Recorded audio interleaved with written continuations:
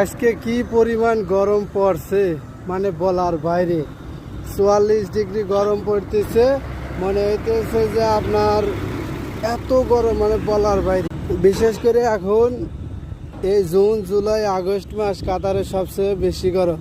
এই যে কি গরম পড়তেছে, এর ভিতরেও মানুষ কাজকাম করা লাগতেছে। আর আপনার বিশেষ করে জুন জুলাই আগস্ট এই 3 মাস সকালকে থেকে 10টা পর্যন্ত বাইরে কাজ, 10টা থেকে 3:30 পর্যন্ত বাইরে কাজ বন্ধ। এই হিসাবে দেখা যাচ্ছে যে এখন এই বিকেলবেলা কাজ শুরু হয়, কিন্তু বিকেলবেলা কাজ শুরু হইলেও যে কি গরম তা বলার বাইরে।